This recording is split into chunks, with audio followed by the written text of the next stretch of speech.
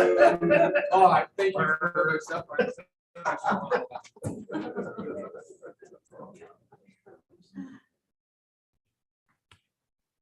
Oh, I got everybody's attention. So, we do have a form present now there. Yes. Yes, sir. I know this Councilmember Brady is, I know is on his way, and we don't have anybody else. Ooh, thanks, man. Thank you. So good afternoon, everybody. I'm sorry I'm a little late. The traffic coming from downtown, and I was at a city ad hoc budget committee meeting in which we heard from 4 departments about our upcoming budget for the city, which was very entertaining and mind-numbing, I would say. So we've got a very full agenda tonight. We're going to hear from some exciting plans regarding the relocation of the Publix grocery store at Ashton Landing. We've had this presentation earlier at one of my constituent meetings, almost a month ago, I think. We did that. This is a wonderful development. It's a lot of opportunity. We'll talk a little bit more about it. Eric, you want to tee us up from this point and get us started? Sure. This is going to be before Faison has actually submitted to the Design Review Commission or committee board. There we go, Design Review Board. Chris Fetter, who's with Faison, wanted to start to get in front of the public and get the feedback from the public regarding the idea of reorienting and redeveloping the shopping plaza that they currently have. Don't want to take too much of his thunder away for this, but this is probably his second or third public meeting about this. It's our second. Second? All right, so this is going to be his second public meeting. The first one, Councilman Shade had his constituent meeting that we live streamed this as well. But that's going to be the tee up for it. Well, thank you all for having me this meeting today. Thank you. Can you hear me okay? I'm a spender when I present, so that doesn't lie up, but I'd like to give you a little bit of brief history. Faison acquired this property in 2014. I know I've seen a lot of familiar faces. They really understood the property when it was developed in the late 60s, early 70s. This is the focal point, West Ashley. It's the gateway from I-26 into the neighborhood. Faison is a 60-year-old company. We are based in Charlotte, North Carolina. I'm the president and CEO of the firm, and I'm a former developer turned, I just moved from the outside of the development, but now I'm the only developer at Faison who's got experience in Charleston. So that's why I'm here. One reason I'm here, but I can hopefully articulate exactly what the vision is for this particular project. So the history of this JM Fields department store and the pantry product way back when. It then evolved in 1972 as an indoor mall. And you can see that on the aerial. I'm going to have, sorry, I'll put the full agenda here. I want to talk about the existing conditions of the property, give you the existing site plan, some of the issues that we're having on the property since we acquired it, and even did some modest redevelopment. The traffic patterns that are approved by the county and what you all expect once funded. And how that relates to what we're making, the improvements we're making inside the retail center. And then the Publix redevelopment, we'll go through the elevations and how we're gonna position this asset for the next generation. And that's really the way we look at our investments. We're not flippers, we're not in and out, we're in it for the long haul. And we recognize this property almost 10 years ago as a core piece of real estate that was right from commercial development. So the property exists today. Here's the aerial, as you see it today. That it's almost 30 acres. It's 28.5 acres is what we own. There are 2 out parcels we do not own: the car wash and the first palmetto. That's from Seymour Street. The Starbucks that we went, Starbucks and the inline redevelopment of the mall, we went to DRB back in 2017. I think that we did a small shop space on Sam Rittenberg, and that was the Starbucks was hopefully a game changer for this property in terms of driving good foot traffic, and that's really been the catalyst for new development on the Sam Rittenberg side. Here she is today. It is a lot. It's a lot of mass, a lot of building. It's 350,000 square feet of GOA, and that excludes the old church that's in the back of the property. So that church that's back there, it's an old theater. We try to work with Charleston Theater, maybe try to reposition that. It's structurally got some issues that we had a structural engineer check on the steel. It's a really tough space. We like to demo that as we get further along our plans to create a better corridor for serving the back of the building, trash and deliveries. Let's see. I want to show you one aspect here. Sorry. This, where we did the small shop space up in here, you all can see that. I'm sorry, it's a little small.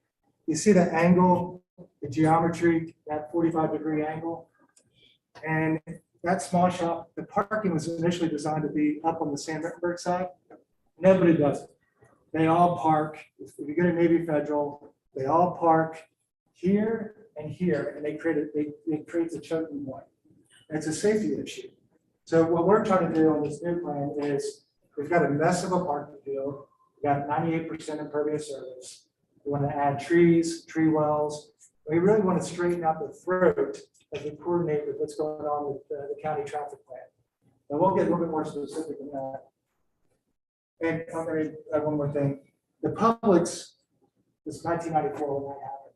That is not a grocery anchored center as we would define it in real estate today. This is a evolution of a property where Publix, they just happen to have 6.5 acres, and they were able to get Publix in there. And it was almost, you could argue back in the 90s, it's over grocery with the Piggly Wiggly and the Bilo, and then now you have Harris Teeter, Whole Foods. So it's a very, it was a crowded grocery market. Now you have the 3 big grocers out there playing. So as you all know, it floods. I know the neighborhoods, we need to redevelop and improve the storm. That's a big part of this initiative. This is the storm lines right now as they exist. We're working with HLA. They're here today. They've been great to work with. I think Barry's been on this property since the 60s. So he knows all about it. He probably built some of the inverts when he was working with the county and the city. So there's a whole lot. This is the 350,000 square feet that is in production today. As you can see in blue, that's what's been de-leased. In real estate, this is a perfect storm. You never get leases to marry up. It's almost impossible. We purposely, since we bought this, have been managing these leases so that we could come to a point like today and have this discussion with you, that this is a great opportunity for redevelopment and repositioning. So Burlington relocated to a smaller shop to up of St. Andrews, I believe they moved to the center, 25,000 footer. They're occupying 60,000 feet. They need, as you all know, retail changes, dynamics change, consumer trends change. The internet is shifting a lot of the retail, and these are all obsolete formatted boxes. The big lots wants to go into a smaller format store. We were able to get Pivotal out of the old department store and move them into the interior mall. And that's challenge space. But if you've been to the new Pivotal, we spent over $1 million on the upfit. We're making improvements. Gyms drive traffic. They complement some of the red orchids. They complement the bike store. They complement coffee beer. Those are really important drivers in your gym. So they occupy big space, and they backfill that. We have, I know this question is going to come up. Red orchid. The intention is to move them out of 13 and put them into 5. We're cooperating with them right now and trying to get them excited about that space. I think, I can't speak, I don't want to be too early and premature on that, but we're working with Red Orchid to keep them in the center. We love them, we're great tenants. We want to keep that harmony within the center itself. Same with Charleston Theater, that's number 11. That's a great community service for this entire market. And that whole, what Charleston Theater does is pretty amazing. They pull from all over the county and Berkeley County. So you got to give them credit in terms of what, you're in the center to pull kids, other actors that want to perform and provide that great incubator space for them. So they're great tenants. They have an interest, an interest to take some of the back space here for storage, which is, that'll be a good complementary use to be part of that tenancy. So we have Dollar Tree and Big Lots. Big Lots is on a month-to-month lease with us. They're looking for additional space within the submarket, but I don't think we'll be able to accommodate them in the center today. Dollar Tree, they're also looking out in the market for additional space. The Amish furniture, and we'll get to this a little bit. That's a vacant. It's 40,000 feet. It's vacant right now. That box, we can split it. It's 20,000 feet. So yeah, it's 28,600 feet. So we have an ability to split that box and make it a bit more user for today's retailer. But all of this, you want to keep the energy, the retail energy on this side of the property. And then, as you can see, the parking field is a bit convoluted. It's almost illegible. And going that experience, I mean, I get turned around there and I go to the property once a month. So there's ways that we can solve that. And with HOA, we've got some good civil engineers that have figured out ways that we can improve upon traffic flow once you get into the center. Here's the existing facade today. It's a bit dated. We did paint it. It was brick before. We added some landscaping with some palm trees and some Indian hawthorns and just nice species that grow well in this environment. But you still have like the Burlington eyebrow. It shows its age. If you look at Pivotal closely, you can see the inserts. Architecturally, it's, in my mind, an architecture is subjective. So I want to be clear about that. Architecture is not that very interesting to me. So I think there's ways that we can improve upon it and be harmonious within the neighborhood and keep the scale feeling good, especially on the retail piece. And ultimately, we can phase in once we move Publix over. There's the Publix today. That's their vintage prototype from 1994. It looks fine. It's clean. It's a clean store. They're great operators. Working with Publix and trying to get them off a ground lease into an inline is Herculean at best. They are very, very difficult group to work with. They're great. They're a great operator. They're a great amenity for the neighborhood. But getting off a ground lease, this prototype is aging out. So they want to go to the new prototype, which is a 40,000 foot box with a mezzanine that's got coffee. It's got it actually has a drive-through like this one has. This is an ill-conceived drive-through as well. It's another safety issue on the property. For my neighbors that have go here and see what we have to experience, just trying to get to that drive-through can be a bit of a challenge. So Drew Gorman, who's a former Faison employee, he lives in Washington, D.C. He has the Publix relationship. Without Drew Gorman, I wouldn't be standing up here today talking about the possibility of relocating Publix in line. That relation in real estate relationship would matter. I mean, in life relationships matter, but in real estate it really does matter. And to go down to Florida and meet with the Publix real estate office and to get them to consider this, that was all Drew's doing. So I'm sorry he's not here today. He's actually down meeting with Publix because he's got several Publix deals across the southeast and mid-Atlantic that he's working on. But Drew can speak Publix language. I cannot.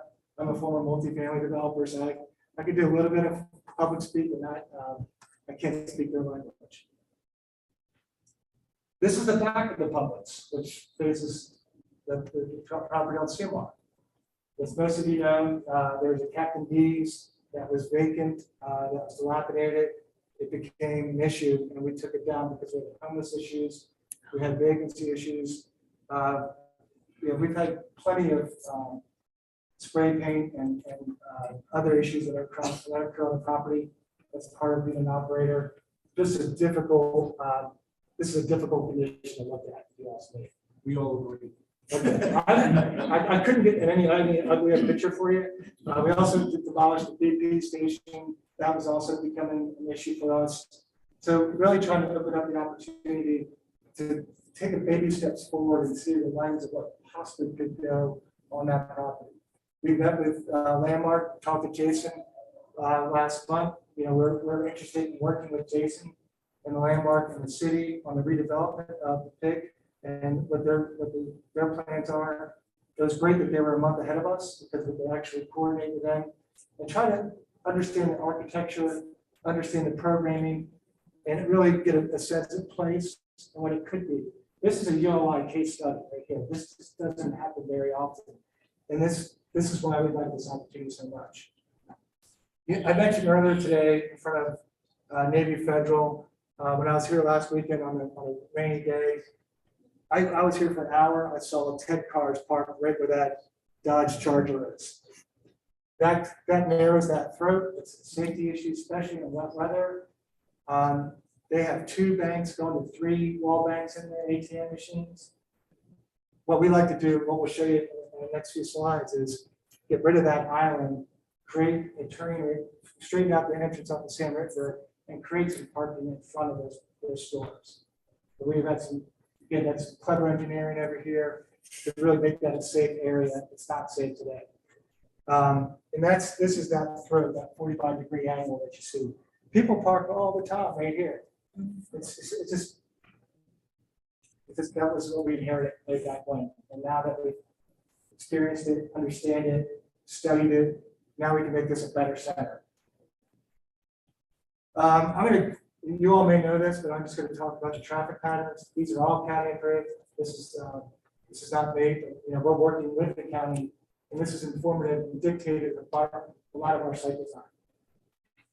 And it's hard to see, I know, up here on the screen, but all the green represents the improvements that the counties that ultimately they're doing for 2 phases today. We met with the county, our traffic coordinator, and the West Ashley coordinator. They're great. I think if they had more money, they would do the whole thing at once versus phasing it. I would say the timing. Oops, look at that. I would say the timing between what's happening on CMAR, the county landmark, and what we're planning on doing here works well. And it's really important for the residents. It's really focusing on if that can be accelerated or at least be coordinated as this is redeveloped. We've got a tremendous opportunity here for the residents in the community. So the first slide I'm going to talk to you about, you got Charlestown and Old Town. You got Sumar between the 2 properties, and then Amberley and Rittenberg. Those are the 3 choke points that I'm going to show you some detailed plans with. First, Charlestown Drive and Donahue. That's not a safe section. That is just not safe at all. Actually, I tried to make a right out of the center once where the Napa used to be. I almost got killed. So I know it's not safe. Our intention is to close that access point off and work with the county and the city on making those improvements. If it's an easement, we'll work with it. We're just flexible. We just know that's not safe. The key is getting that signal there and realigning that as close as you can with Donahue. I'm not a traffic engineer, but I know it's not safe. So I think making that a safe corner and really being respectful of the Charlestown Estate residents back there. They've been in a choke point for decades. And now that this is an opportunity to do something special, to make sure the stormwater works. That's where all the flooding is. That's the low point of the property down there. So water is just going into that corner. I'm not a civil engineer either, so I don't know what it's doing down in terms of what the inverts are collecting and water volume. But any major rain event, it's a problem. The next, Sam Rittenberg and Hamburger. You can see the angle here. Once this improvement, once the signalized section happens, that really creates an opportunity to really fix the access into the center. That terminus is really, when you put a 45-degree angle after 40 feet, it's problematic because you create a traffic issue. We've got some stacking issues. We fortunately do not have stacking issues on Starbucks. Rarely do we see stacking issues because of the long drive lane, but it does happen once in a while. This gives us an opportunity to really fix that on the stacking in the center and out of the Starbucks. Then the next part of the plan is, this is a little more detail, is making that connection to the center, to the county landmark project, city project, excuse me. We do not own this first Palmetto parcel. We try to buy it. We would try to figure out if we could make it a much more complementary use. But that's one way, so we don't have a chance to buy it right now. But there are also 2 grand oaks on that property too, so that that's going to restrict you on what you can and can't do, obviously. So those are the choke points, the property. We're looking to, you can see, I don't know if you can see too well, but we have some openings up by the BP station. Ultimately, we'd like to close those choke points off and really use the traffic patterns designed by the county, the city, the HOA, our traffic engineer, to really figure out the best circular flow on that, what I call the north side of the property. All right. This is your project. I want to show the rendering. Really want to highlight the back of the Publix to make sure you understand the relationship with the Publix. I'm not taking a cheap shot at Publix, but this is a beautiful art. We've got great, the rhythm of that property, of these buildings, 3-story, 2-story, 3-story. That's good rhythms and a good cadence. It marries up with, this is the gateway. The water feature that's been that was included in the design. This is a welcoming building. Now, granted, we've got the suicide lanes, and it's a bit treacherous at times. So, getting that resolved really will provide the energy that the center needs, and the landmark needs on this property, and we're looking for something that's complementary to what landmarks do in future phases. So, any questions so far? Okay. All right. So here's our updated site plan with Publix. This is approved by Publix. We anticipate getting a Publix lease, assuming we have a favorable opinion from the neighborhood, from the city, from you all. We could get that lease signed hopefully by the fourth quarter of this year. Right? We've been working on this lease for almost 2 years. So we're making progress in that front. This is our new prototype. It's 42,000 feet. There's 14,000 feet of shop space here. Could be a restaurant, could be some other neighborhood services. Nails. We already have a nail salon in here, but it could be other complementary uses that would bring additional energy to the center. We ultimately, like I said, the church, we ultimately bring that back to demo that. The idea right now is, the key is showing you the, whoops, can I do that? That was me. Eric, you're messing me up. I want to focus, so we created some green space down here off of Charlestown, creating that buffer with the residents. I think that's important. We also want to clean up the backside of Charlestown Road. So you'll see some elevations representing cleaning up of that area. You can see we eliminated that entrance over here off of Old Town. That's a turnaround area for the trucks. Trucks will only come through Sam Rittenberg. So pretty much a right in, right out for them. Deliveries happen early in the morning, so it's not, they'll be allowed, but typically that does not impact daily life for the residents. We also added a very generous sidewalk that's almost 18 feet wide. I want to confirm that. Is that 18 feet, the sidewalk out front? Again, we're trying to get a safer pedestrian, walkable property. So As people go to the theater, go to Publix, go to a restaurant, go to the gym, maybe move up to Frothy Beer for the family. We really want to keep all of this safer to larger sidewalks. We also added a pedestrian connection up towards the former old, well, we hope it's the old Publix. So that is, and then other questions going to come up, what's going to happen here? We are still studying that area. There's multiple uses that we like. Multifamily is our primary asset class of choice, but we're looking at other studies and other economic feasibility studies to see what could be developed once Publix relocates. The key for Publix, the reason why they like this so much, they get a brand new store. They get to operate while the store is being constructed. The phasing is going to be a bit of a challenge for us, but they can continue to operate. This store does $42 million a year, so it's a good store. Could it do 43, 44? I think with a new format, it could do more. The throat, as I mentioned before, we're going to clean this up and then add front pockets to the Old Navy, ice cream, the wings, wing stuff. That will make that a safer entertainment. This will be significantly more safer than what it is today. We also try to get more parallel parking in here. Publix is a bear to deal with. They love their 45-degree parking. That's just prescriptive in their lease. As much as we'd like to change it, we would love to change it. I'm handcuffed on making that change. We will not get, Publix will not yield on that. The stormwater detention system will run along this way. We'll coordinate with various, already working on stormwater detention. You can see we've added more trees and tree wells in the parking field.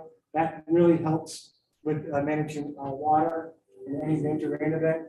So we're working closely with Barry on that and Nick to get that right. We even added trees in the back field, again, to soften the edges of the back of the center. So we're trying very hard to keep attention to details. I'll tell you one thing, I've developed 30 million square feet of multifamily and self-storage, and I don't get everything right. But we're human, and we're going to try our darndest to get everything right on this redevelopment. Here's some elevations that we've got the Publix architect. We engaged Fisher Architects. They did the Publix. They have experience here in Charleston. They did the Publix, the in-town Publix that's in structured parking. They probably do 80% of the Publix stores in the country. So we wanted to get the Publix architect to speak Publix and also know a little bit about the Low Country and has understanding of how the DRB process works and is familiar with and trying to get those edges right, getting the vocabulary right and how it reads. Fenestration is important, materials are important, colors are important. We also want something that's going to stand the test of time. So what you saw before, the previous slides, you have their 40, 50-year-old buildings with paint on them, but they show the architecture of that vintage. What we're trying to do is be respectful of the community today, the mid-century feel of West Ashley, but keep it with a bit of a traditional edge and try to keep that that vocabulary and architecture so it reads well for a long period of time. Lots of awnings, canopies. We have some wood features that could be like a Nichiha, if you're familiar with that product. It's a little bit longer, a little bit more durable. Certainly paint colors, much more neutral colors. Then we'll have some wood features to kind of help provide accent to the facade. This slanted roof, this is the mezzanine that Publix would have the glass on that second story. That's what if you've been to a new Publix format, there's one being built right now in Nexton. That's probably it's a different point now. But that's their new feature, that's their new prototype. You can see when we went through DRB with the famous toastery that's not there anymore, but that was the vocabulary that influenced us when we were trying to rebrand this whole center, the south side of the site. All right, this is the Old Town perspective up top. That's a drive-through, that's another requirement. I know there's gonna be pushback on the drive-through. I wanted to tell you that we've tried to soften that as much as we can, adding some glazing, some fenestration on that side of the building. With I think some landscaping, we can do a good job of making sure that doesn't look as we can soften the edges. So this is the back of the building towards Charlestown Road and Drive, excuse me. Again, that cleans up that area back there, the loading area. It's not too pretty today. Maybe you won't come up and argue with me, but it is. This would be a much better back, more efficient loading, unloading. And then here's the side entrance into that little alleyway that we have. Again, we're trying to break up the buildings to add a little bit more interest in the alleyway between all that scale and mass. That's a lot to handle. I will tell you that the Publix, we have 350,000 feet today. If we do the Publix, we're going to shrink the retail footprint by almost 100,000 feet. So that's pretty significant. In our world today, we're over retail. You can argue West Ashley is that a bit over retail. We see a lot of dark stores. We want to do smart retail development. I mean, let's get the right format in there. Let's get the right GLA that we can manage. The Publix enables us to do that because of the rent structure. You would say, how do you do that? How do you make the economics work? But the Publix, getting them off a ground lease that's below market, putting them into a market rate grocery store enables us to make the economics work. Here's some more elevations. This is the old Amish furniture. Now they've got Pivotal in there. That's the old Burlington space, the eyebrow up top. This is the Amish furniture. We've studied this to either split the box in two, or if we get one large box, where we can again add more fenestration up there. Everybody knows that corners are a little not so pretty, and we can figure out some nice ways to clean up that corner of the building and add. We actually need loading area in that area, so we can actually make it more efficient loading area to ground level. Here's another version of it, just being a one tenant, just breaking that box up and creating some architectural interest along the side. And that's the side that I was talking about. It's not very interesting today on the side of Amish furniture. Really try to clean that up, add some nice sidewalks, add pedestrian connectivity as you go to Frothy Beard, or you're gonna buy a bike, or you're gonna get your nails done. There's all sorts of good things along this side of San River. And that's, for me, when I come down to Charleston, and I come down to San River, I really enjoy approaching that from the south. It's just a turn in, go get a beer. It's a good experience. It's not a terrible experience when you come down that side of San River. But we can do a better job. And that's the vision for us. We want to. This is a fair amount of money that we're going to invest into this center, excluding what happens in the next phase.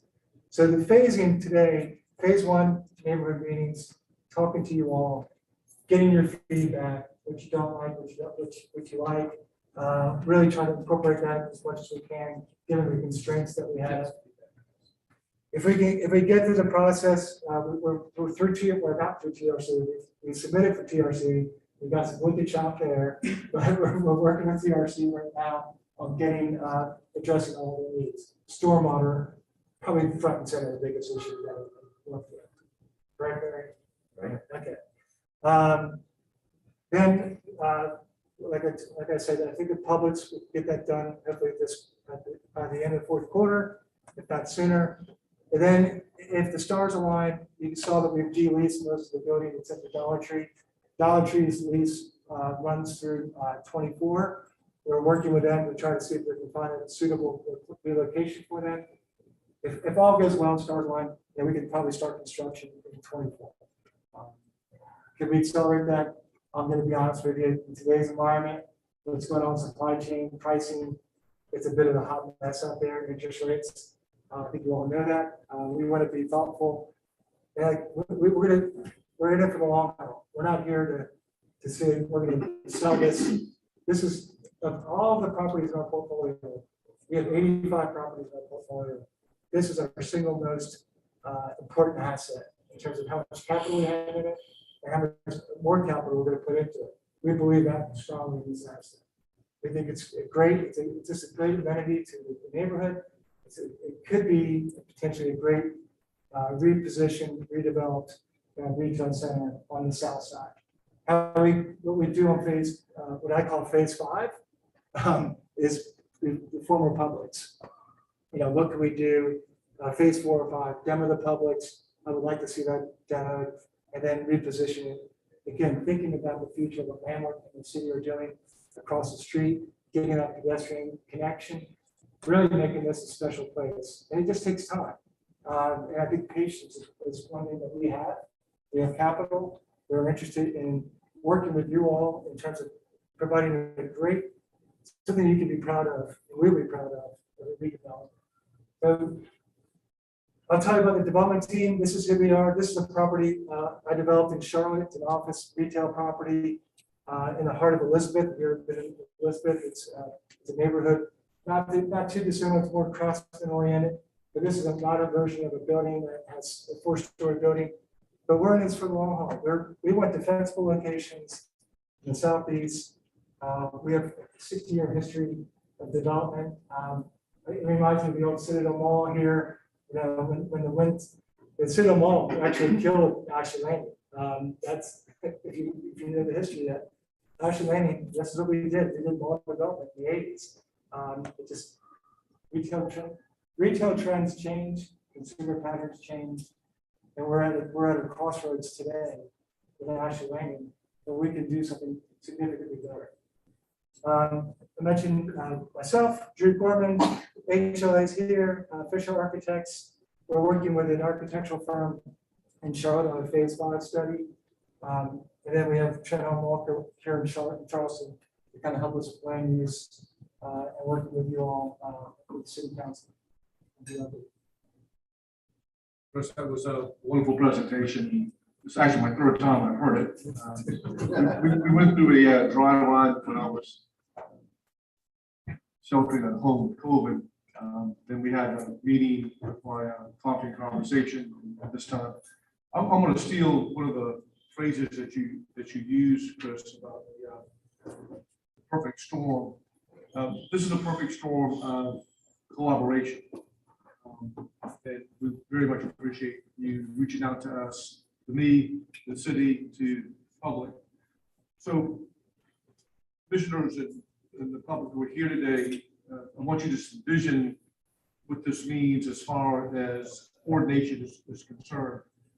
So, when the city bought the old Piggly Wiggly site, the mayor and I worked together with the county to start addressing the issues that Chris brought up with traffic and calming down the suicide merge. So through a lot of effort and a lot of public participation, we have come up with the idea of how we want to redevelop Sumar Street. And those plans, as Chris mentioned, are with Landmark and with Jason and company, is how we're in the process of getting that developed. You saw some of the T's with the proposal for the plans that are on the books for development. And meanwhile, back on the ranch, as we're working with the suicide merge in the county, Chris brought this design up, showing us all the work that we are doing and what's in place to address several intersections. Orange Grove, he didn't mention Orange Grove Road, but Orange Grove Road and San Rittenberg / Old Town Road improvements. The Amberley, Dickinson on San Rittenberg side, Sumar Street, Charlestown Estates, Donahue. Thank you, Donahue, are all encompassed with this massive redevelopment plan that really is going to be from the tip of that merge to Charlestown Estates.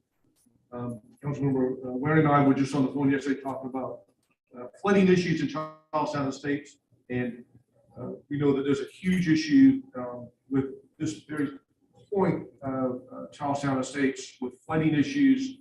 There's a Charleston water system pump station there that is creating other issues as well. So what is being addressed in this perfect storm is the redevelopment of this shopping center.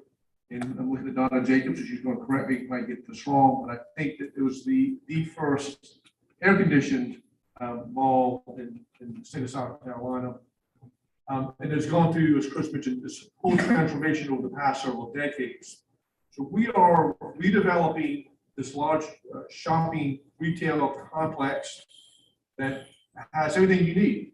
A fitness center, a theater, a place to get a beer, a place to get wings, a place to get ice cream, and 2 places to get pizza. If you're not happy with any of that stuff, I'm sorry, but that's sort of covers all the major food groups in that. The other point I want to make before I turn this over with other commissioners' comments and questions is, sitting on council, we have the opportunity to attend these National League of Cities workshops and seminars. And before COVID hit, we were attending those. And I attended a planning session just like this. We had a role play planning session. One of the key elements of a neighborhood, which makes a neighborhood vibrant, is a grocery store. And we overlook that sometimes. We overlook how important that is.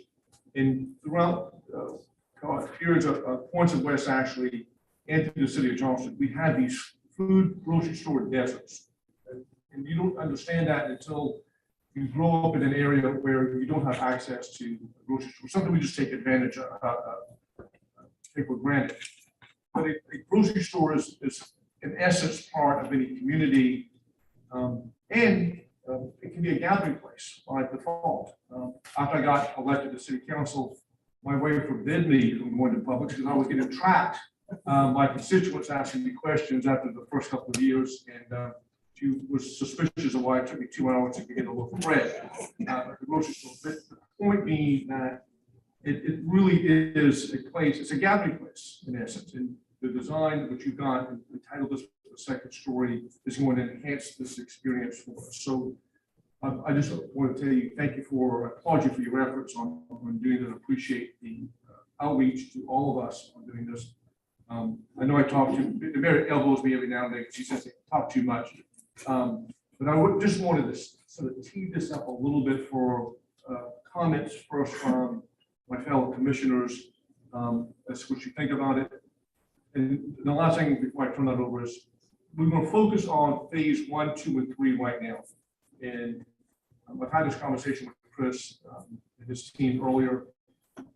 While we are going to look at the demolition of the Publix and what that future use may be, that really is what it is. It's a future use for phase 4 and phase 5. Whatever comes out of phase 4 and phase 5 is designed to complement what we're doing on the Sumar Street site, the cities we do on the Sumar Street site. So that's really important. And I don't want us to get too far ahead of ourselves to be thinking about what may happen to the former public site as we develop the former Liberty site. So with those comments, I will open up the floor for members of the commission first. Please. This will be very quick, as we- You might as well get me a lot of money. But I would ask if you're not talking into the microphone, make sure it's off. If there's more than 3 on, they tend to feedback. As a resident in this area, I will say the one thing that everybody will look for is please realign our green spaces so you don't get lost. We all do, even myself. You can get lost and it takes you forever to try to get out. We own the property, it's illegible, and I get lost. Yes. And then the closing of the, that back part, that is very crucial. People will come past Charlestown Landing and cut the wall just to go in every day. Look, there's so many points of ingress and egress on this property. We want to minimize that and really direct traffic flow into the center to feed the tenants, make it a better community. Because when you eliminate some of those access points, you get to cut through. You see it all the time. It's not safe. Yeah, the other thing I failed to mention on the parking field, there's a grand oak in front of Publix. That's obviously sacred. We're in phase 4 or 5. That's going to be the focal point for if we remember the pedestrian connection here. I would like to create some more green space. I believe it or not, developer. It's not all about impervious and hard surfaces. Really, that will be sacred and will be part of the focal point of phase 4 and 5 design. So we know that. I've done plenty of development in Charleston where I know all about the ground drainage. There, Chris, I feel this is very exciting for you to be repositioning the property and the combination of the county improvements for bike bed safety and accessibility and what the city's doing and the future of this all together. It's just going to be transformative for the center and the area. So that's all good. So you mentioned the phrase that this was like a ULI case study, which I really like that reference. I'm so excited you're going to be helping to resolve some drainage issues. And I know you would do that because it's the right thing to do. But thankfully, we have a city requirement in place that requires you to do that, thanks to Councilmember Waring down there insisted we put that in city code a few years ago. When you redevelop a property and spend so much money on it, then you've got to really redo your drainage. So my couple of questions. You just mentioned green space, so I was going to ask you about that. But on the water retention, maybe you don't have an engineer yet. Is there any opportunity for a little bit of blue space where you would see some water storage, or are you planning to do water storage underground? And then my last question would be, and again, I know this is down the road, but just to interact with the city landmark development across the street, it seems to me that some residential component, maybe not 100%, but some residential component, I think would help activate both sites, and hope that y'all will consider that. That's our front, in terms of the residential redevelopment of the Publix, that, making sure that you communicate with the county landmark project. You got to be very respectful of the elevations. So there's ways to do that. We've got several studies on the way right now. Right. But we think residential is the right use. Going back to the ULI case study, you want to create energy in these centers.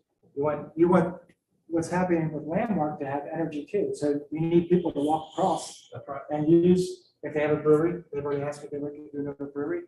Probably beer's doing is very healthy. So hopefully there's space for another brewery in there. Other restaurants, that's what you need to energize and activate that space with landmark. So yes, residential makes a lot of sense to me. We can do that by right. Now we'll mention everything that we're doing here is by right. We're not asking for any variances from the city. We're doing what's in the zoning code. To answer your question about stormwater, we're still going through lots of design iterations right now. Most of that will be underground detention. To the extent we could use other new techniques on water retainage on the site, we will explore it. The problem is you get this Publix restriction that helps inform and dictate what we can and can't do. They have a lot of requirements in the lease about stormwater detention, where it can't live in here, it can't live over here. So we're working through the design right now. We will be fully transparent with you once we have that design. Thought they can't handle a 50-year event. They could barely handle a 20-year event in here. Barry mentioned to me that there's an invert that's actually concrete that's blocked out. So and the city doesn't even know why they don't have the design plans on it. So you got some conflicts in terms of what infrastructure exists today, and it's not managing your stormwater. That's creating these problems down here. So yeah, we were definitely. I'm very sensitive to We'll stormwater. figure that out. Yeah, I was there last week or a month ago. The rain was maybe a 1-inch rain. It's a puddle. Yeah. You can't. It just can't handle the volume. We need to adjust it. It puddles and then it runs into the neighborhood right behind us. And we've been finding, we've got some plans that the city has worked on to address some of that. We've got some more. So this project will really help, hopefully address some. And we'll talk to Landmark about coordinating with them on their storm. They have their own system in place. So they have a pump system. We are looking at some other underground retaining systems. Fortunately, we can keep everything so no one really sees it after we bury the stormwater vaults and to manage our water outflow a little bit more efficiently and daylight it correctly. Any other commissioners? Yes. I'm a frequent shopper at Publix, and my mother is 93 years old. She still shops there. My stepfather sits in the car and waits for her, and I see a lot of elderly people who do that. They wait for people that go in the store and shop. So if you could consider putting a couple of benches in your green space so that they don't have to sit in those hot cars, I think that would be a good thing too. I think this area, thank you for the question. This area, when we have this and have an awning out front, we can create some shade space. Because of its orientation south, you'll have the northern exposure, you'll have a lot more coverage on that front awning here. So there's probably places there. I will mention, we're gonna make it safe in here. I think when you have a drive-through, really paint it right, really try to create some calming devices. When I see what goes on here, that geometry is so difficult, and people are racing through there. I almost got hit by someone pulling up. I'm just sitting there minding my own business, and people are just racing to the Publix, and to me, it's a bit of an uncomfortable situation that we have today. We don't control the public. We do not control the Publix, anything on Publix. They govern all 6.5 acres. So we are handcuffed to Publix and what we can and can't do. That's why this is a serious game changer, that we can break the ground lease. Now we can control that part of the property. If I wasn't clear, I'm sorry. We don't have control. They've got 4 or 5 year options. They have 20. They could operate the store for 20 more years at the same rate. Good job. Chris, thank you. On? Yeah. Thank you for the presentation tonight, and I just wanted to comment that when the property was originally developed, there actually was a landmark sign on that property that was really high that drew your eye to the center of the property. And with 28 acres of property and a lot of flat roofs and not too many articulated roof lines, I would just ask y'all to consider doing something of some architectural interest there. We don't do the signs in that style anymore, but there are architectural elements I think that could be considered for a focal point on the property, just kind of break up the monotony of the buildings if we're not going to have articulated. Great point. And I meant to tell you that Fisher Architects, we engaged them to do a full facade of the entire center, as well as signage package and wayfinding. So we don't have any renderings to show you today. I got to go back and research code, make sure what's permissible once we knock down this signage package we have today, which is pretty dated. But we need, the wayfinding is so important, and it's not very good what we have today. So that's one of the elements that we want to bring to DRB. It's going to be a DRB topic. So once we get invited to go through the DRB process, we'll have some renderings to show you That sign helps you find your car too. Justin? Clarifying question about, sure. Clarifying question about the city and landmarks. How much longer does Landmark have on the timeline to strike an agreement with the city? We just had a review about that, so we just extended it until. So at this juncture, I believe it's in the October teens. I have 15 in my head. It could be 19, but in the teens is when we will be bringing the agreement back to City Council the teens is when we have to have the development agreement submitted to the city. So our legal staff, that's when we start negotiating before it gets to City Council. We are looking to have it at City Council, I believe, November, December. And the agreement would have the financial economics. Yes, yeah, the GMP, the guaranteed max price would be in there, and For like the lease from Landmark. yes, there's a commercial lease, a ground lease, and the development agreement all would be under the same process.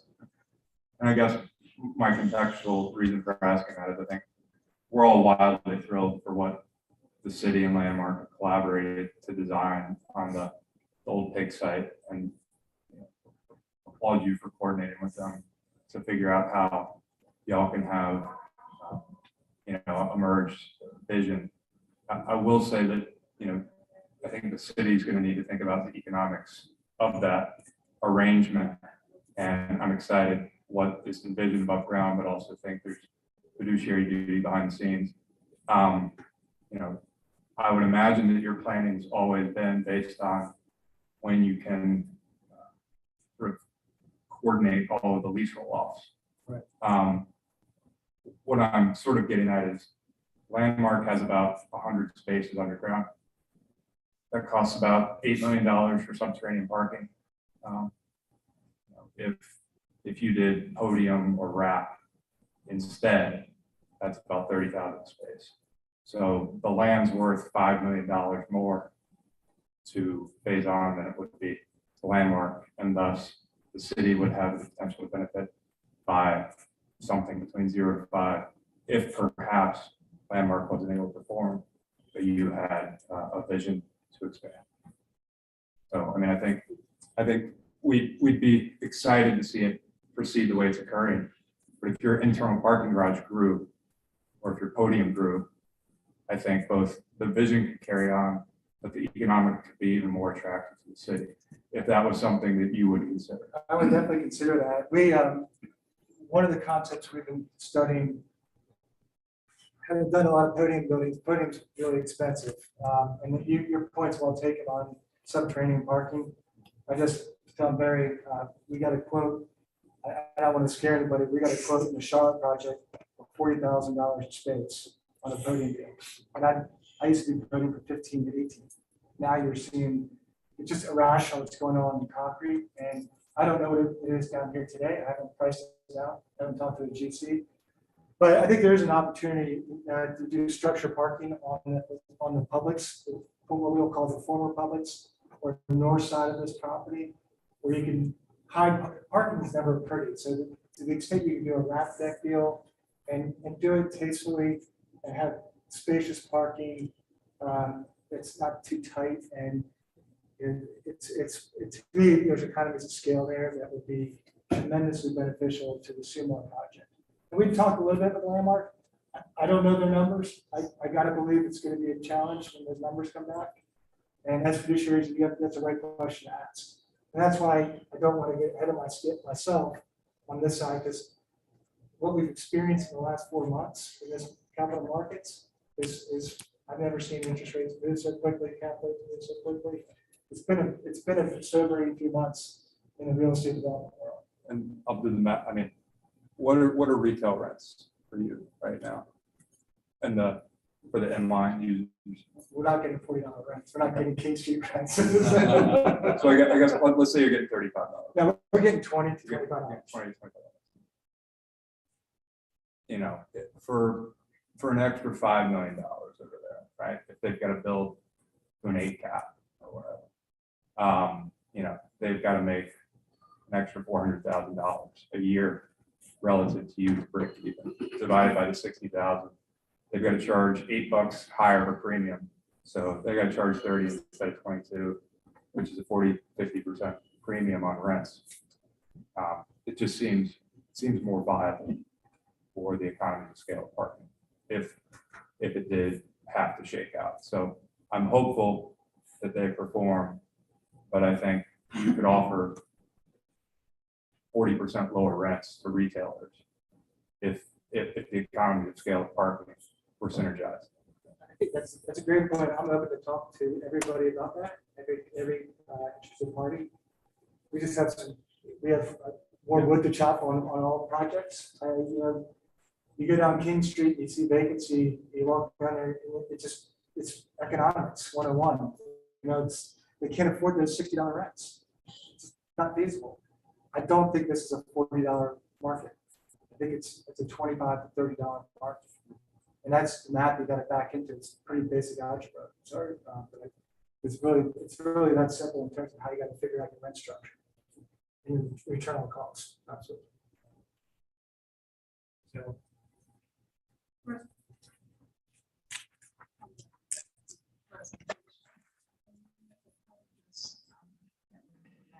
my question has to deal with access to the drive-through for South State. If I am going into South State and I enter from San Wittenberg, San Wittenberg, it's a nice right turn, no issue.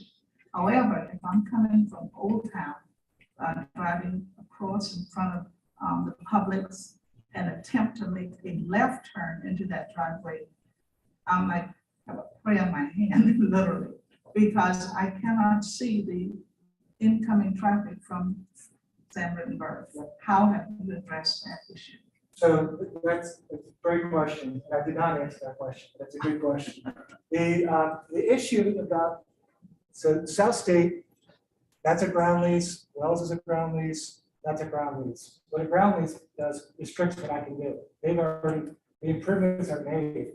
That's what they're paying for. So that's, until we get rid of the ground leases, I can't do anything. But getting rid of the Publix ground lease enables me to get the traffic flow better. So I can add better circular traffic from Old Town over to across South State. The Publix is the key. My banker said that yesterday. You figure out Publix, everything else will work out. So the Publix is the first domino to fall before we can actually make some improvements to the access to South Street. Good question. So I wish I had a better answer. Probably not answer what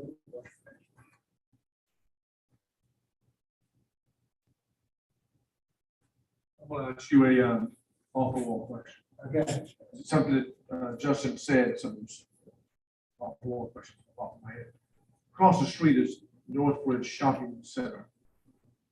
What do you think, maybe Justin can chime in on this, is going to happen to that shopping center if all this develops out where we wanted to develop out? I haven't really thought that much about it.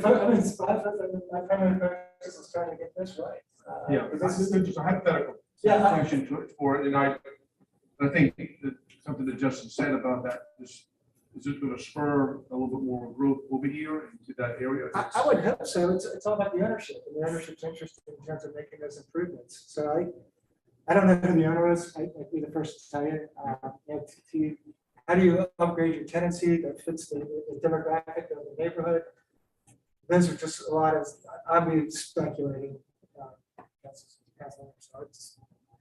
I don't know enough about the ownership structure there. As I said, it was all. It's okay. I want to be respectful from my competitors.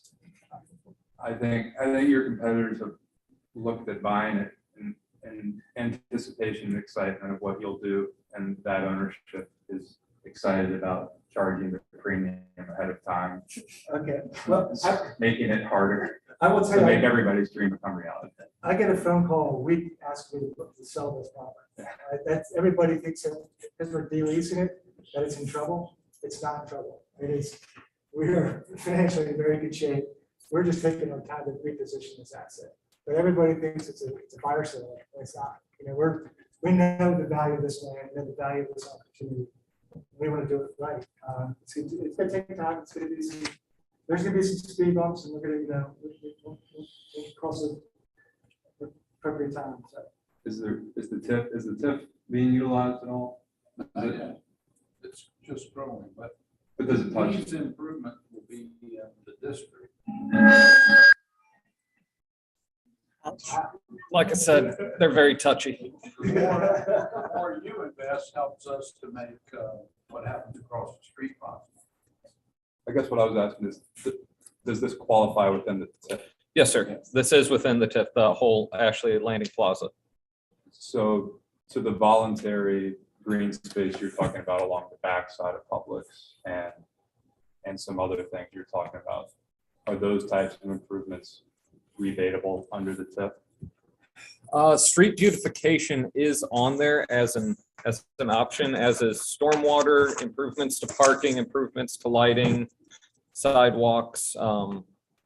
There's a good bit of items in there. Yeah. Because if I remember reading, I know it's definitely street facing infrastructure enhancements. So I think to the extent you qualified that as street facing, that would qualify. But I also know that I remember parking qualifies. So in a way, what I'm implying is while I don't think parking in a wrap way that's hidden qualifies, if parking in a way benefited a city public good and space, I would imagine that the city could make the interpretation that even hidden parking benefiting a city project would qualify under the TIF as well. So not only would there be economies of scale, but the hidden beneficial parking that's cheaper would also be rebatable to that owner. Answer your question, if for it to qualify, it's got to be city owned facility or property. Right? Landscaping across the back wouldn't cut it, but if we did an agreement where we literally ended up with a little city park in the middle of your property, then it would. Or we could own a garage, but we can't just give him money to build one, even though we might be parking. I guess I recall this was discussed for the San Andreas part. Like if they were going to put tree planting to activate the streetscape, that would qualify. If it's in the public, right? Okay. Okay. Makes sense. Can you When you look make at a photo. the green space in front of the old fashioned?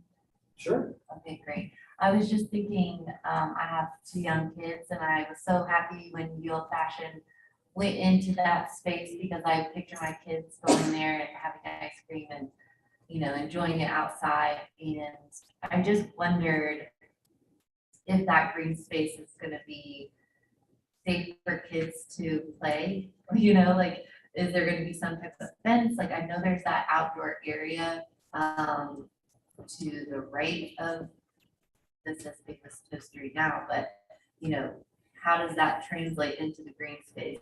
Is that going to be a space that kids can enjoy?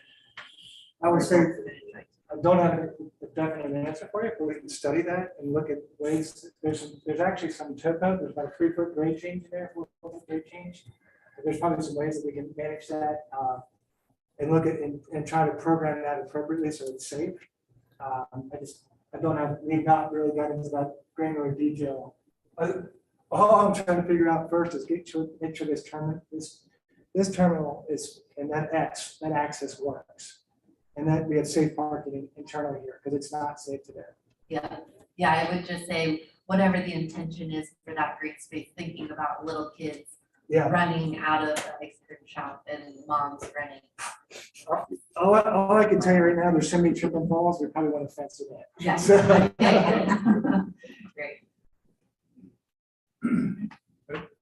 I can tell you that on our Sumar Street project, we'll have some green space and we bring in some retail, like an ice cream place. It will be enclosed and safe for that spot. All right, I don't see any other questions from commissioners on this particular subject. If you don't want to hang it around, because we will have a public comment period at the end of this. And we've been here for about an hour just on this, and we've got 2 other issues to bring up on our agenda: the design review board principals update and the update from the workshop group. So Eric, you want to take it from there? All right, will do. Let's see, is this, all right, yeah, there it goes. I think I put it all under one PowerPoint, if I remember right. Yes, I did.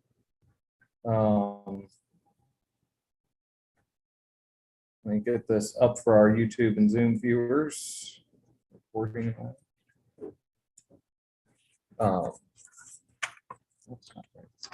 One second, sorry.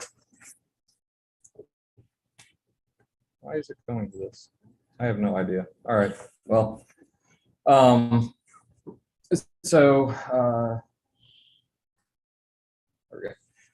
I'll just show it like this. So the DRB one. So this is an ongoing project that we've had as a work group.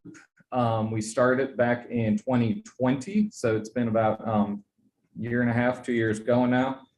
And it started out as a, so this is coming straight from the implementation matrix, item number 3, which is develop a set of urban design principles for key sites and corridors based On illustrative visions depicted for key sites in Plan West Ashley, a set of principles can be established to inform new development as well as public improvements. So we create a small focus group of West Ashley commissioners to help draft the principles for me, to help draft principles with me, to make sure I was reflecting correctly what they thought the character areas were. So we had Miss Ashley Jackrell was on there before she transferred over to the design review board. Kenneth Meraldo was also on there. Miss Mary Peters was on there, and Teresa Tidestrom was on there. So we met on and off for about the course of a year and a half, talking about the different character areas and writing up some criteria that we thought would reflect correctly the scope of West Ashley.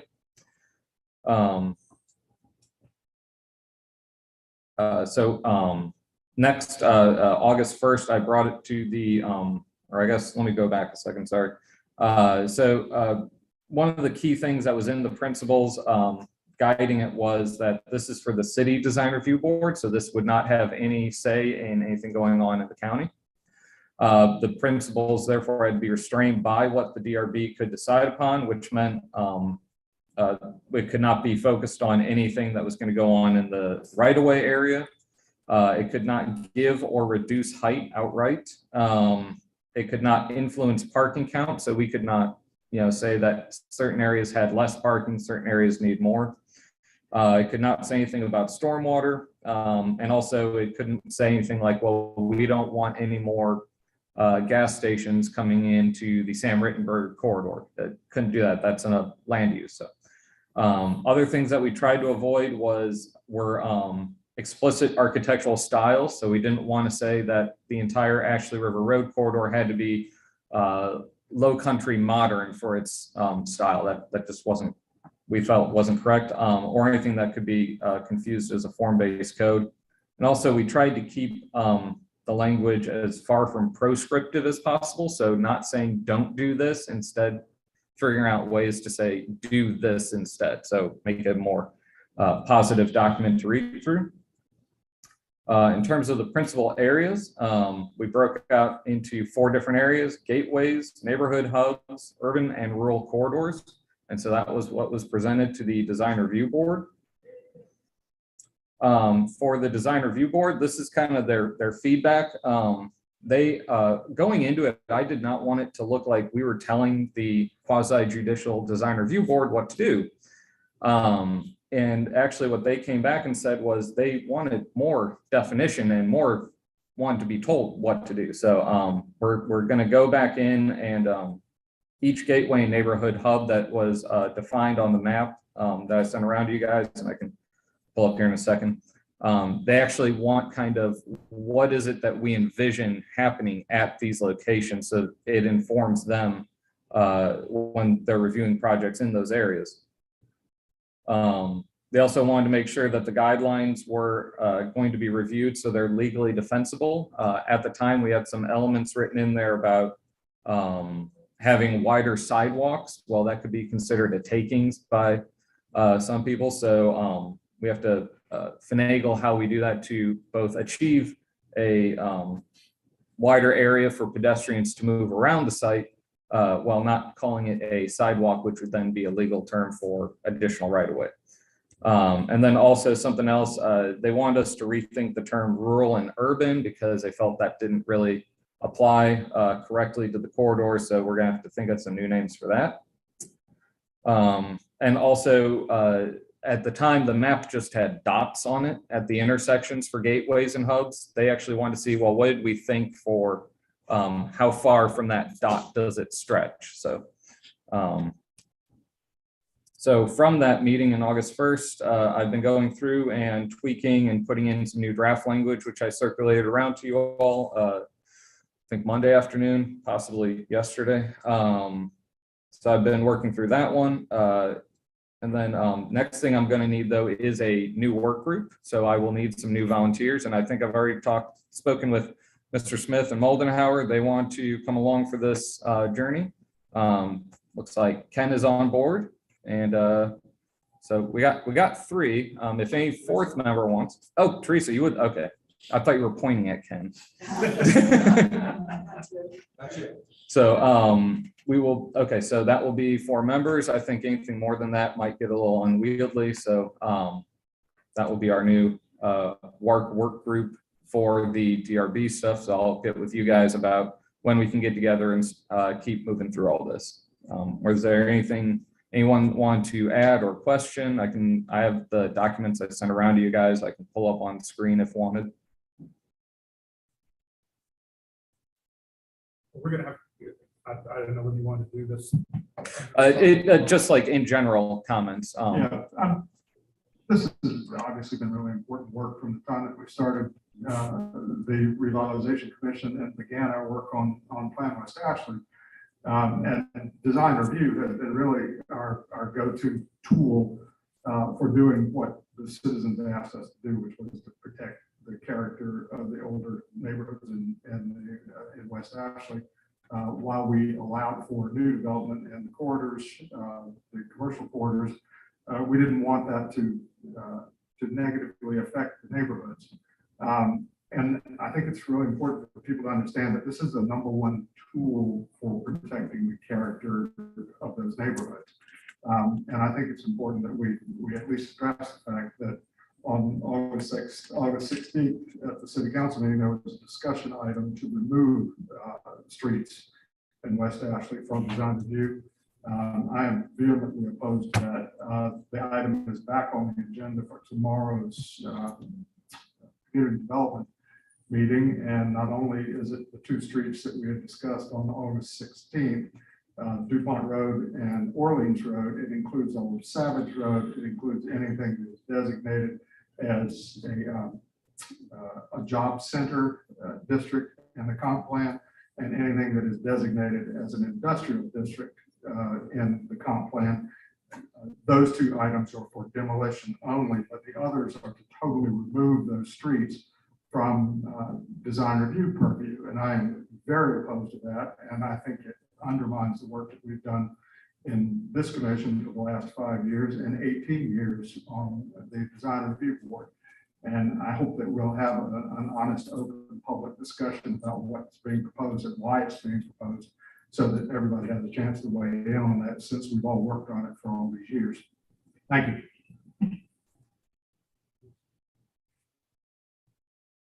Councilwoman Ware. You know, I couldn't resist. I know you posted to the meeting.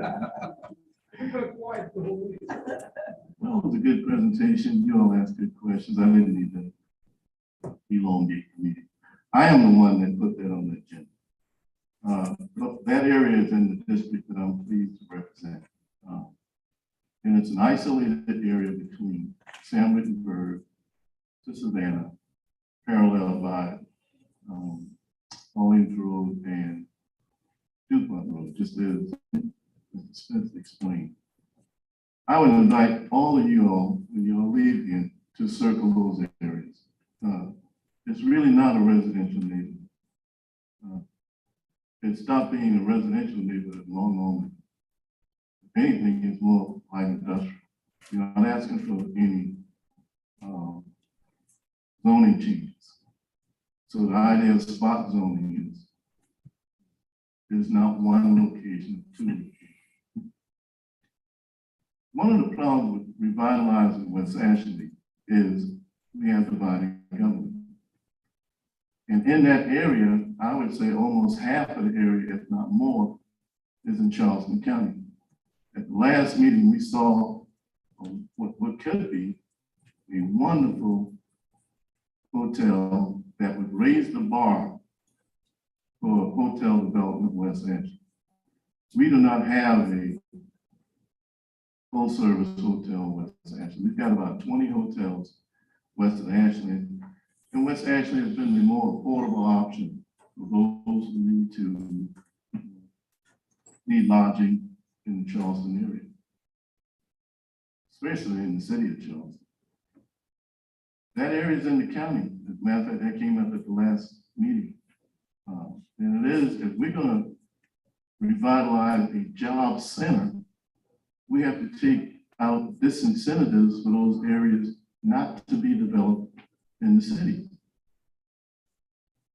And I want, hopefully, all of you all to understand this. When properties are developed in the county, the city has absolutely no say. None whatsoever. That means we have an opportunity to have between a 3-star, maybe 3.5, I'm not gonna say 4-star hotel built. Yeah, you're right, I'll go with, from what I saw with the fountains and the entrance and all that, it's pretty close to a 4-star hotel. Now, those of us who have some gray hair remember when, before Charleston Place was developed, it was an open field.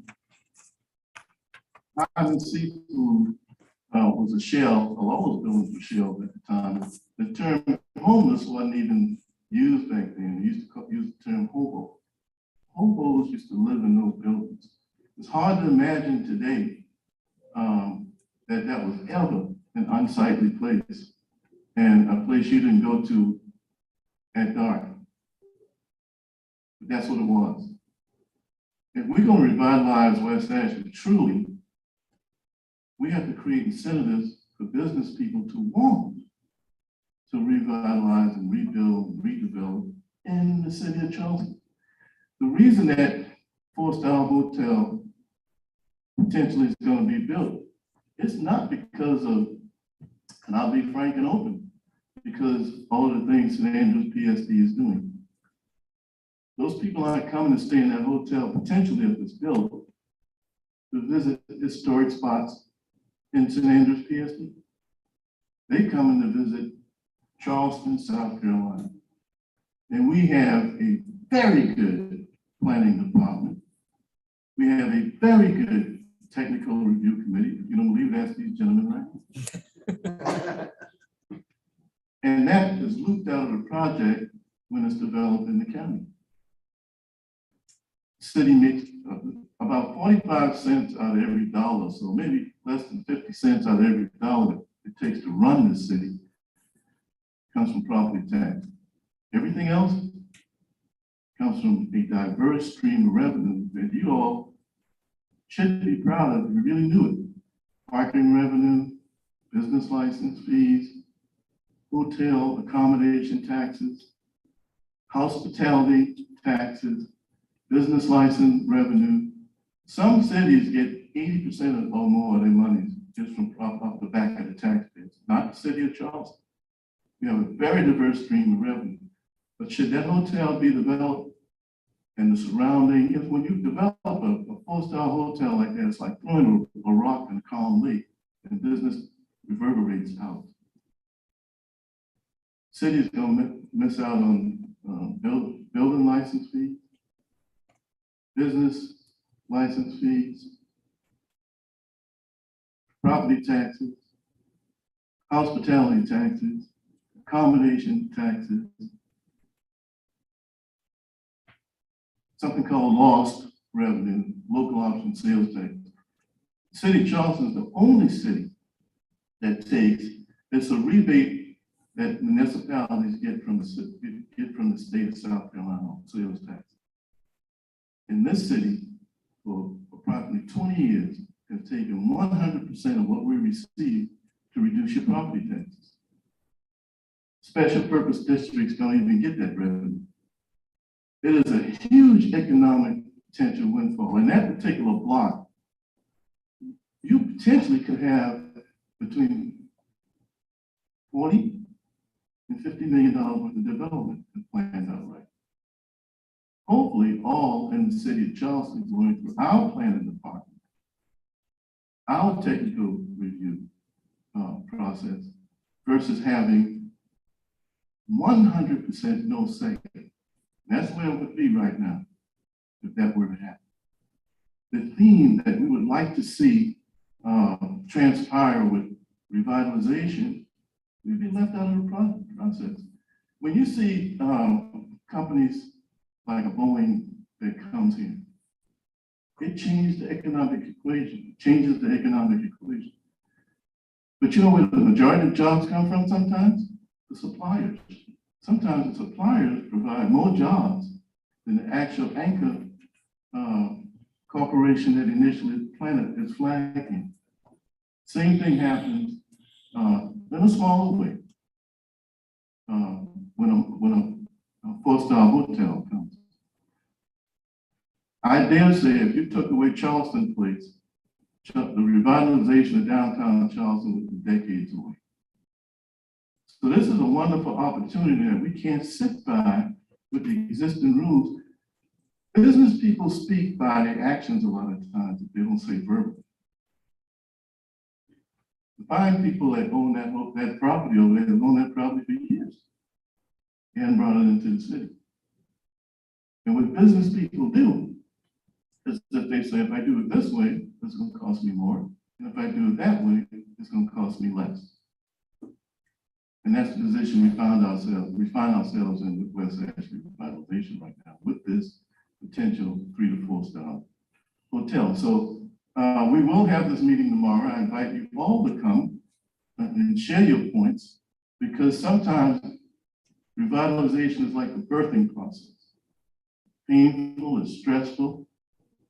But when the product comes out on the other side, I hope it's something we all have to be proud of. But I know one thing, having no say in that process is not the right answer for the city of Charleston. So that's why I put it on. I've got and I put it on in a limited way because of the iconic houses that were up in the Burnstown area as we approach the bridge.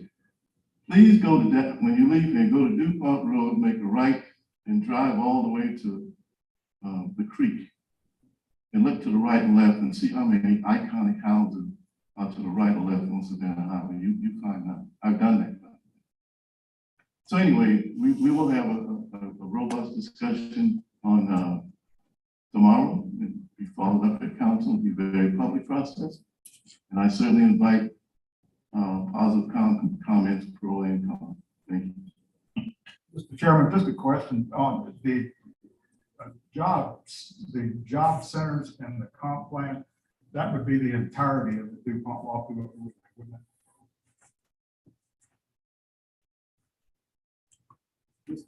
Because If it's we not can have the- this meeting tomorrow. yeah, we can do that. And I would like to respond on the Charleston Place issue.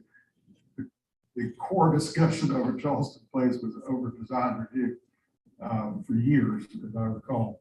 And I think any owner that wants to avoid design review by not annexing into the city until the building is built, at some point they're going to want to come in, because nobody's going to run a hotel with water rates that Charleston County has. They're going to want city police protection, not the sheriff's department. They're going to want a brand new fire department right across the street. These are all things that anyone who owns a property in that area want. So at some point, I have no doubt that the property will be annexed in, but I think what's being done now is just an avoidance of the design review. Oh, pardon me, I got one more commitment tonight. We'll have that conversation tomorrow. Let me, we got a little bit, kind of, I'll feel for a second. Yeah, Mr. Chairman, one other point. No, this one, I'll be sure. Go on Orleans Road. There's a hotel about 5 or 6 years old right now that's in the county. It's been developed, it's been built in the county, and it still is in the county. Thank you, Mr. Chairman. Thank you all for that. Robust discussion. We are going to have this more fully vetted tomorrow. I think it's at 5 o'clock. Is the 3 o'clock? 3 o'clock. 3 o'clock is the community development meeting. And this issue will be one of the issues discussed about that. We do have one more issue item is an update on the West Ashley Revitalization Commission work groups. Eric, you could take that as well. Yes, sir. So this one should be relatively quickly because I've been working so much with Ashley Landing, Sumar Street. I've also been having lots of meetings with other property owners, 829 St. Andrews. I have not circled back as diligently as I should have about some of these items on here, but we have made some progress on the focus items that we have that we selected. So the gateway signage and beautification, that's something that Teresa, I know me and you, we had one brief meeting. We need to get back and keep that moving forward. So I have no real monumental update on that one. For the business license fee reduction, that one, we have a new business service manager, and Christina Oth. She's not here tonight, but she is going to be helping me pull this one forward and keep it moving forward at a better pace than I have been able to. When it comes to the implementation of the bike pedestrian scale based wayfinding system, I found out shortly after we selected this one, actually, that the city parks department actually has a separate wayfinding process going on for wayfinding project. There we go. That they are just starting on right now. I'm on the steering committee for that, and there's a slide a little bit later on with some more details, so I can update you on that one. The West Ashley community brand identity in terms of keep West Ashley beautiful, same thing. Teresa and I need to catch back up about that one. And then the digital corridor, after our meeting with the actual Charleston digital corridor, it was kind of decided that we're gonna pump the brakes for a hot second until I got the marketing brochure that you all have in front of you printed. And then we're gonna start setting up meetings with different economic development groups around here, so we can kick that one off again. For the bike pedestrian wayfinding, City Parks has a project to brand and create wayfinding along the West Ashley Greenway. The steering committee is comprised of Councilman Appel, Devin Andrews, who she actually just had to leave. She's the Charleston Parks Conservancy Program Manager. Katie Zimmerman from Charleston Moves, Donna Jacobs, the the Ashley Bridge District representative, and then myself as well. So with this one, we've had 3 meetings so far to develop a new brand logo, as well as figuring out how we want the wayfinding along Greenway to operate. Along with Chase Anderson, who's the city project manager for that one, and then their graphic consultant. Once we actually have the new logo and the idea in place to like whittle them, right now we have like 6 different ideas. Once we have those whittled down much more, we'll bring it to the work group for their input, and then eventually, just before the rollout, this will be the announcement firm right here. So, with the Charleston Digital Corridor, so we this is again about a 2-year finishing element for us on this one. So we now have a West Ashley business marketing brochure. This is something I'm going to be taking with the work group around to the Charleston Redevelopment Authority, Charleston Metro Chamber, the Economic Development Wing of the county, Low Country Local First, the Digital Corridor, making sure that they have these documents on hand for when they're approaching businesses, as well as making sure that we have the PDF up online and that we're pushing this out and making the best of West Ashley shown to everyone. So the documents fairly light. Here's the cover. We start out with talking about the history of the area to show people that West Ashley, people always think the peninsula is the history of the area. West Ashley has its own very robust, deep history. So helping tie people in that although we can be seen as a new suburb here, we actually have deep history roots, and bringing in people that way. And then in addition to that, just also showing, some of the key quick facts to bring up. We have 77,000 people in the area, median age of almost 40, and then our median household income's at 82,000. We have 36,000 people that work in West Ashley daily. So we're a very robust, vibrant area. This is going to help us branch out and talk to both retail, as well as start to change the opinion that about West Ashley. So that's my update. You were great. Appreciate that.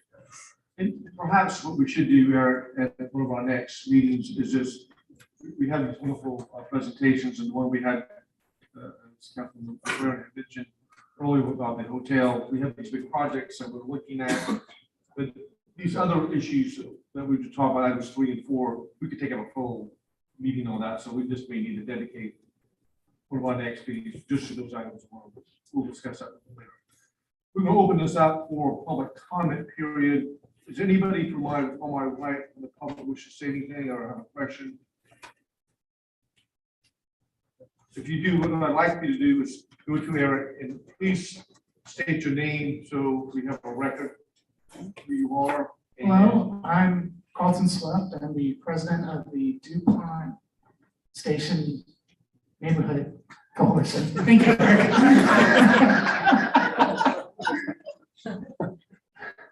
I'm excited to hear about the continued work on revising and strengthening the design review board standards for West Ashley.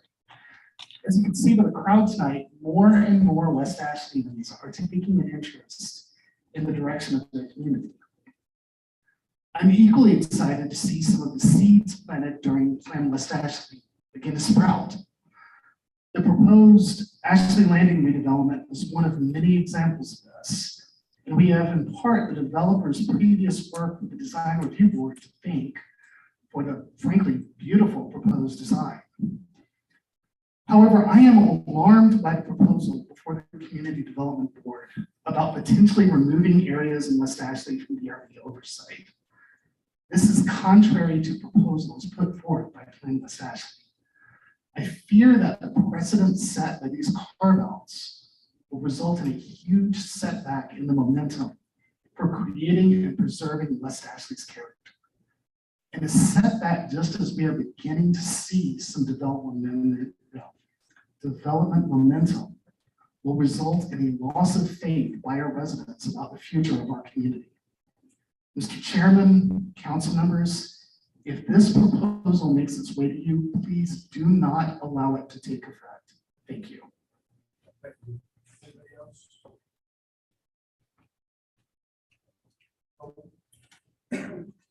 We are one of the few committee/commissions when we have these meetings, we do invite the public to comment or ask questions. So I appreciate the opportunity for y'all to be here. Chris, I think you'll hang around for a few seconds. If there's any questions, you're going to talk to Chris directly about his presentation and proposal for Ashley Landing. Our next meeting is not until November. Yes, sir. November. We're meeting every other month to slow this down a little bit. So we've been here for almost 2 hours, which is good. It means there's a lot of stuff going on in West Ashley. There really is a lot of stuff going on in West Ashley. And, yes, sir. Email me too, if you want people press your time, want questions to me directly. Happy to provide an email, or Eric can send an email. I'm happy to talk to you. Okay. Correspond to you. All right, seeing nothing else that we need to take up tonight, we are hereby adjourned. Thank you all very much. And thank you, Eric, for the new choice.